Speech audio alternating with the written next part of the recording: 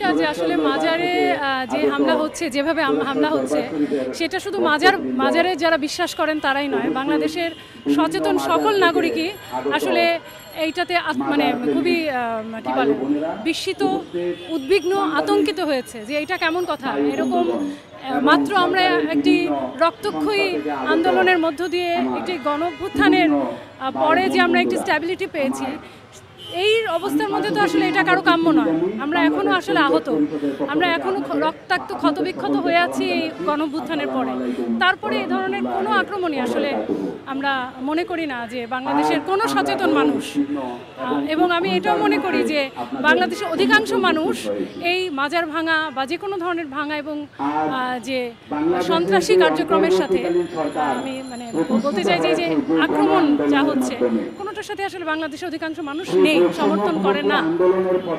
এই আর ওনারা নিশ্চয়ই মাজারে যারা যান তারা নিশ্চয়ই চান যে তারা যাতে তাদের মাজারে, তারা তো আসলে একটা কি বলে একটা উপাসনা বা তাদের মতো করে তারা সেখানে ঈশ্বরকে আরাধনা করেন বা ঈশ্বরকে কি বলে যে মানে তাদের মতো করে তারা ধর্মীয় কার্যক্রম পালন করেন। তো সেটা অবশ্যই সেটা যেন চলে, সেটা আমার ধারণা যে সকল মাজারের সকল মানুষই শান্তিপূর্ণ অবস্থান চান। কেউই, কারণ এই ধরনের হামলা বা এই ধরনের ভাঙচুর কেউ পছন্দ করে না, এটাই আমার মনে হয়। এখানে হচ্ছে গত 5 তারিখের পর থেকে বিভিন্ন মসজিদ, মানে বিভিন্ন মন্দির বলি না কেন, বিভিন্ন জিনিস যেমন মাজার, বিশেষ করে মাজার যেমন ভাঙচুর করা হচ্ছে। আসলে হচ্ছে যার ধর্ম যার, সাপোজ ধরুন আপনি যেটা বিশ্বাস করেন ওটা আমি বিশ্বাস করি না, এটা সাপোজ এটা সবাই তো বিশ্বাস করি বা না করি ওটা বিষয় না। মানুষের জিনিস নষ্ট করার ওই রাইট বা অধিকার আমাদের নাই। সো আমরা যদি মাজার, মন্দির, গির্জা এগুলো যদি দেখি, ওই ক্ষেত্রে আমাদের কোনো অধিকার নাই, কারণ ওনাদের যেটা বিশ্বাস করে ওটা আমরা বিশ্বাস করতে পারবো না। হ্যাঁ, আমরা সঙ্গ দিতে পারবো, যেটা আমাদের অধিকার, আমরা সঙ্গ দিয়ে চলতে পারবো।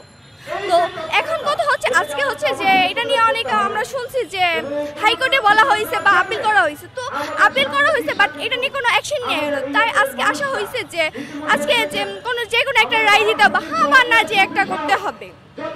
তো আমাদের একটাই কথা থাকবে যে আমি নিজেও কিন্তু মারি খাইছি ওটা বিষয় না। আমরা তো যুদ্ধই করছি এগুলো করার জন্য।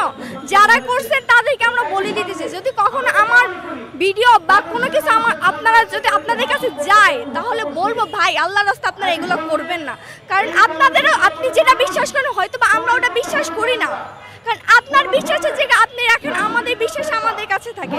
তো কে কি করবে ওটা না দেখে আপনি আপনারটা দেখে খেয়াল করেন, আমরা তো ওটাই বলবো আপনাদেরকে। এখানে বিভিন্ন দল আছে ভাই, বিভিন্ন দলই আছে। এখন কাকে রেখে মাজারের বিরুদ্ধে আছে, যেমন আমরা আন্দোলন করছি, আমাদের বিপক্ষ তো ছিল না। তেমন আপনি একজন সনাতন ধর্মী, আপনার বিপক্ষটা অবশ্যই, আমি মুসলিম, আমার বিপক্ষ তো অবশ্যই থাকবে না। তো মাজারের বিরুদ্ধে এই ধর্মের বিরুদ্ধে যারা আছে তারাই করতেছে, এটা তো কিছু না। হ্যাঁ বলেন ভাইয়া। আর এটা হচ্ছে কি মাজারের যে বিষয়টা চলতেছে, এখানে হচ্ছে কি বিভিন্ন ধরনের মানুষরা হচ্ছে কি মাজারের উপরে আক্রমণ করতেছে, ঠিক আছে।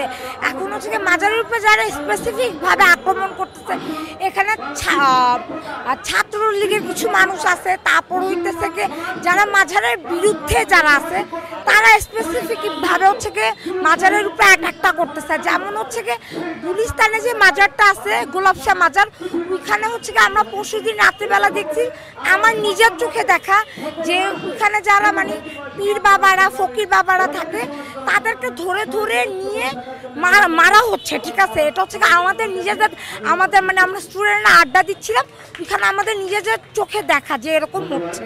ভাই আমার একটু কল আসছে, হ্যালো শেষ আহলে বায়াত তোমরা আগিয়ে রেখো। ধর্ম ইসলাম বাংলাদেশে আনছে একমাত্র ধর্ম, যার ধর্ম তার। দেখেন দয়াল নবী বিদায়ের ভাষণে একটি কথাই হয়েছিল, বিভিন্ন দরবারে হামলা, ধর্মীয় উপাসনালয়